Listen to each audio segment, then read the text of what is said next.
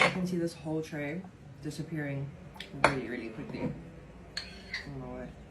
I know. I'm a South African who's never made sago before. It is what it is. Today we're learning. I found sago on sale at Pick n Pay. It was like 20 rand. I don't know if that's a good deal or whatever. I've never bought it before. I've never made it before. I like to eat it. I've just never thought about making it before in my life. So I'm going to make it according to the recipe on the back, like a baked sago pudding. But I am going to add my own touch to it, of course. I have to. It's me. So I already have some sago soaking. It says to soak 1 cup of sago into 2 cups of water for half an hour. Okay, so I've got a liter of milk in this pot. I really did want to make it with like coconut milk, but I didn't have any. And then I'm just going to add a good crack of salt, some vanilla essence. I don't have cinnamon sticks, unfortunately, but I'm going to add a little bit of cinnamon powder to the mixture itself, and then the rest we're going to sprinkle on top. And then I've got 10 whole cardamom pods that I'm going to throw inside. And I just stabbed each cardamom pod to help release the flavor without releasing the actual like seeds inside. I don't want this to be too sweet, so I don't think I'm going to add any sugar yet. I'll taste it as I go. But I do have some peach syrup left over, so hear me out. I thought peach syrup for some sweetness and flavor would be delicious in there. And then I saw someone online actually add some jam to theirs for extra flavor and sweetness. So I'm going to add a bit of this mixed fruit jam to mine. Like I said, I don't want it to be too sweet, so I can always add more as I go. All I'm going to do is bring this to a simmer so that the jam can dissolve, and then once the sago is done soaking, we will add that in and cook it until it's translucent. I just saw on the recipe on the back it does say you can add apricot jam. And it also says to add nutmeg. I don't have nutmeg, but I guess the cardamom is my version of nutmeg. Okay, so all I'm going to do is cook this and then let it cool a little bit slightly, add the eggs and see if it needs any extra sweetness, adjust that, and then bake it for 45 minutes. I'm so excited for this. I can't believe I've never made this before. I have just decided to add a couple of chopped dates as well. So I'm going to chop these up. I hurt my hand yesterday. I'm going to chop these up and just boil them in with the milk and the sago so that they get nice and soft, and this will also add some like natural sweetness. Dates also give off like a very caramelly flavor when they're cooked, so I think this will actually be a great addition. I've also just decided I'm going to add a couple of rooibos tea bags to the milk and let that flavor absorb into there as well. Okay, this milk is now warm and the jam has dissolved. I've got the tea bags boiling away in there, as well as the cardamom, vanilla, salt. I wish you could smell this. It smells so incredible.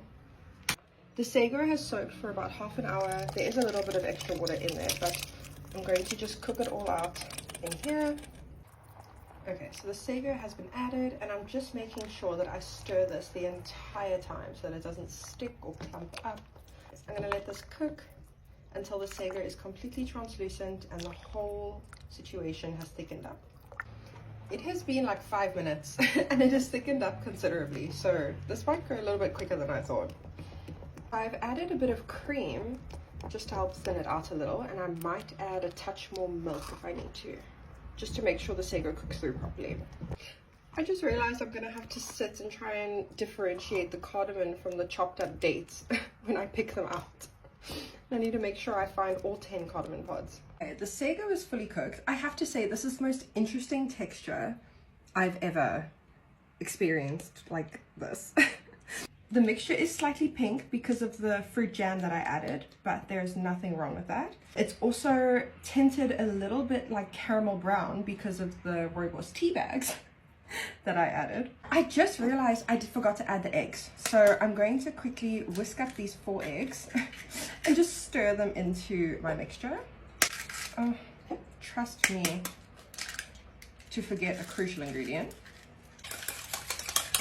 And then just add them into here and try and make sure I whisk it all in properly. And the mixture is warm, so I want to make sure I whisk this in relatively quickly. I can't believe 1 cup of sago made this whole tray. That's incredible. Sago is like tapioca, isn't it? Tapioca starch. I'm sure I read that somewhere. And then because I didn't add that much sugar to the filling itself, or the sago itself, I've just done some cinnamon sugar to sprinkle on top. And I kind of just want to see what happens. You know, life is about having fun. We don't have to do everything by the book or by the bag. I also want to experiment with like mango sago, coconut milk sago. I've seen all these variations that I really want to make. So comment below if you want me to make more variations and weird flavors. I guess this one's already pretty weird.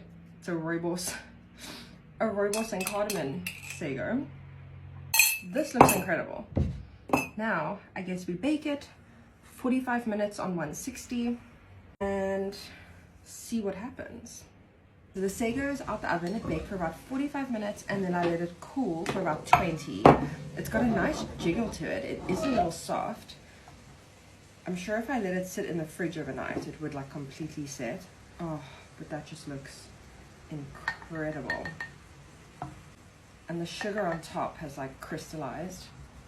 And then I'm gonna add a little bit of butter and then just give it a taste. So that's the sago. Just let that butter melt in a little bit. Oh, cheers. Wow, that is delicious. Oh my God. The salted butter. Wow, it's really good.